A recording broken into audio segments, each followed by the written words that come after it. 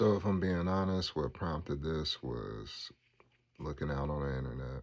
Um, I actually seen, different people, still discussing certain things about, the people in the land. And, what I want people to understand is that I'm not racist. I actually stay in a neighborhood that has plenty of people who have such beliefs. And so, with all that being said, we have to understand that bloodline matters. Um, we have to understand how people migrated. A lot of people migrated. We have to understand that the world was conquered multiple times. Um, Different things happen that cause shifts and people not being where they're supposed to be at. Um, and so I've talked about different things before, about going to uh, Genesis 10. I didn't have that. Yes, Genesis 10, where it talks about the isles of the Gentiles, and how the names of the sons of Japheth, um, all the names of the sons of Noah have um, cultures and people groups associated with them, and so that's a way that we can understand and, as I've said before, draw more information from this book. Um, but we have to understand that the people in the land, they have migrated from either Turkey or Germany. I talked about this before. Um, as I've said, this is no disrespect to them. This isn't about racism. I just feel like a lot of people think that certain prophecies happen by um, associating these people with the biblical people. Um, as I've said before, you have to understand that there's different types of Jews. There's Messianic Jews. Uh, I've argued online like about 10 years ago with a Karaite Jew. There's different Jews that have different beliefs. There's some Jews that believe David is coming. They don't believe Christ came. And so we need to have a proper perspective. And as I've um, said in many different videos, the people in the land, their descendants come either from Turkey or Germany. But I'm going to read this psalm because this psalm details a lot of different things. It details the different nations that conspired against Israel. When you understand how God brings judgment to his people, certain things start making more wisdom when you look at them. But without any further ado, I'm going to go ahead and read Psalm 83. And I've done this before, but as I've said, we have to put things in perspective and understand that only one people group fit this perfectly, to where they will lose their identity, wouldn't know about it, wouldn't gain it back. As Deuteronomy said, no man would be able to save them from that. I can go on and on with different prophecies of Israel. And I feel like in order for people to associate any people group, whether black, whether the people that are currently called this name, whoever you want to associate with the chosen people, God has to say it about them in the Old Testament.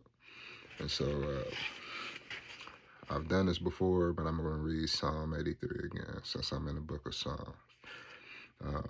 And it says, "Keep not thou silence, O God. Hold not thy peace. Be not still, O God. For lo, thy enemies make a tumult, and they that hate thee have lifted up the head. And they have taken crafty counsel against thy people, and consulted against thy hidden ones. They have said, Come, let us cut them off from being a nation, that the name of Israel may be no more remembrance, for they have consulted together with one consent. They are confederate against thee, the tabernacles of Edom, the Ishmaelites, Moab, and the Hagarenes, Gabal, Ammon, and Amalek, the Philistines, with the inhabitants of Tyre. Assur is also joined with them. They have hope in the children of Lot. Do unto them as to the Midianites, as to Sisera, as to Jabin, at the brook of Kison, which perished at Endor, and they became as dung for the earth. Make their nobles like Oreb and Zeb, yeah, and all their princes as Zabah and Zalmunna, who said, let us take to ourselves the houses of God in possession.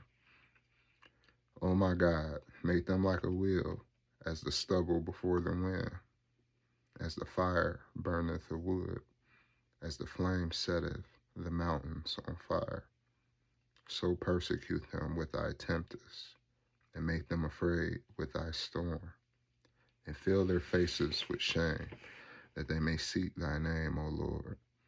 Let them be confounded and troubled forever. Let them be put to shame and perish, that man may know that thou, whose name alone is Yahuwah, art the most high over all the earth. Now, it says Jehovah here, but I chose to use his Hebrew name for a reason. We can have understanding. We can have more knowledge with certain things, but it doesn't, put our knowledge above the next person. I try to talk in simple words, like I will still use Jesus just because, number one, I'm in a habit of it. But in order to communicate to somebody who doesn't necessarily know how to distinguish, because if you say certain things, people are going to automatically assume this is Israelite. This is they're going to think you know too much by trying to use Hebrew words or whatever. And so I think the Hebrew language is beautiful. Once I start figuring out certain things, even with my name, and, when I look at the end of people's name, when they have Yah or different things like that, I try to pay attention to that just for different reasons. I always, when I notice that, I look at the name, I look at the meaning of the name, and I'll be like, that's interesting. I wonder if that was thought out. But with all that being said, we need to understand that God has a people, and it's a blood covenant. He made a covenant with the children of Israel through Abraham, Isaac, and Jacob. And the reason why I'm bringing this up is because associating the wrong people with this can, in Revelation it says we shouldn't change certain things in this book. And I feel like, I'm trying to say this humbly, but I feel like coming in agreement with certain things that are